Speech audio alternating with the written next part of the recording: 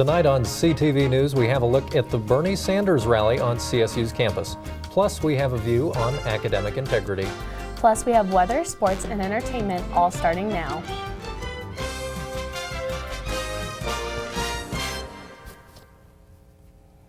Good evening, and thanks for watching CTV News. I'm Willis Scott. And I'm Emily Biffinger. Let's get started. With construction of the on-campus stadium underway, the project managers have been wary of trespassers on the active construction site. There have been several instances of trespassing, according to Daniel Lusbrock, the director of the stadium constructions management firm, Icon Venue Group.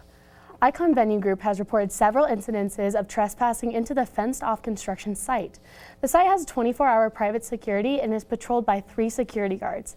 Since the fence around the construction was put up in May last year, CSU PD has cited 15 people for trespassing on the new stadium site. 12 of these instances occurred in July and August of this year. Fred Haberich, the director of safety for faculties management, said safety at the site is a main concern. He said he doesn't want students to be putting themselves at risk.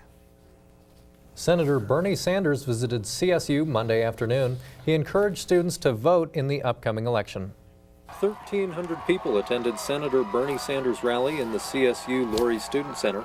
Most of the attendees were student supporters. He's just a great guy, in my opinion. He's an adorable old man. I know he's supporting Hillary, which a lot of people I found out are like writing in Bernie. So I'm hoping that this will reach out to people and like tell them to actually vote for Hillary. Many Sanders supporters dislike Republican candidate Donald Trump. I personally would see a third-party vote as a waste. I'm not too educated in that area, but if you're not voting for the 2 main candidates, then that gives Trump an even bigger chance. And a Trump presidency, in my opinion, is a pretty dangerous thing. When we're canvass, like we often find like Donald Trump door hangers, and we usually take them and we just burn them. Nelson says students should exercise their democratic right to vote. Given it, and I think we should take advantage of it, because this is a democracy and this is why we're here. November 8th, Election Day, is a very, very important day. And we've got to do everything that we can to defeat Mr. Trump and elect Secretary Clinton. But, and here is what is very important, I hope all of you understand that politics and political engagement does not end on Election Day. That we need you the day after the election. Graduate student Mackenzie Lancaster said his speech was geared toward college students. Sanders talked about climate change, college affordability, and universal health care. Every student must sign the Colorado State University Honor Pledge upon enrolling, which states that you will not give, receive, or use any unauthorized assistance. Therefore, you will not cheat. There have been some startling statistics released lately that state that cheating is at an all-time high. So we took to the plaza to see what the students had to say. Time magazine has recently come out with a startling statistic. They interviewed grads from Harvard, Yale, and other Ivy League programs, and what they found out was that 82% of them admit to cheating in their undergrad years.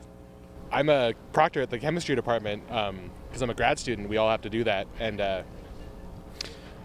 as part of that, I have to catch people cheating, and I haven't seen anybody cheating yet because I've only done 2 tests so far. But it's part of we get training on how to catch people cheating, so it's kind of an interesting kind of a exercise, I guess. I kind of do it like a game. I actually try to catch people cheating, I guess. So I don't know, does that mean? So one time I was in a chemistry class and we have like these little kits that we can use to like help us visualize whatever's happening, and someone had I looked over and I noticed someone was like looking at the inside of their kit and they had like written down the mechanisms for reactions on the inside.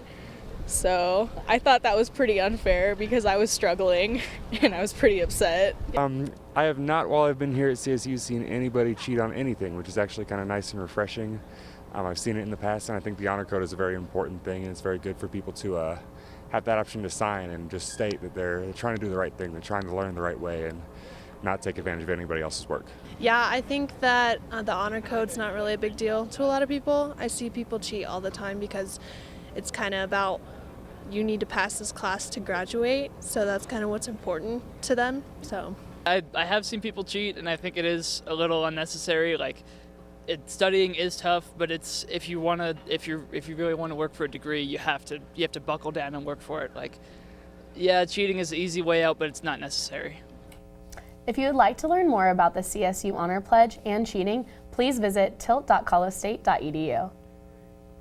This year's totals for both food and money donations for the annual Cans Around the Oval event have been released. Cans Around the Oval collected a little over 41,000 pounds of food and just over $57,000 for the Larimer County Food Bank. The collection commemorated the 30th year of the fundraiser.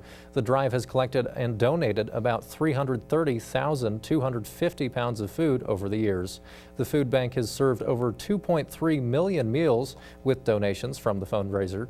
The cans are taken to the Larimer County Food Bank, where they're sorted and then immediately distributed to the community. All of the monetary donations pay for fresh produce and meal programs. Each dollar donated buys 5 pounds of food. This semester, policies and guidelines regarding emotional support animals and service animals are being reiterated in the Colorado State University's campus community. One new policy addresses the issue of misinterpretation by individuals claiming to need assistance animals when they really do not. Additionally, CSU plans to introduce a more detailed policy for emotional support animals next semester.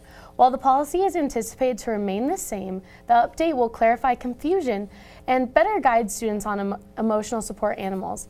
CSU-specific policies regarding service animals and emotional support animals can be found in the Colorado State University Policy Library. Willis, what do you think about the new emotional support animal policy? Well, I'm like anybody. I love to see dogs out on the plaza, but I understand it. I understand what they're trying to do to clarify the policy, and I think it is a good thing just to ensure that the people who really need those animals can have them accessible. That's awesome. I completely agree, Willis. Yeah. Well, coming up, we have the full weather forecast with Elizabeth Prossi. And sports and entertainment.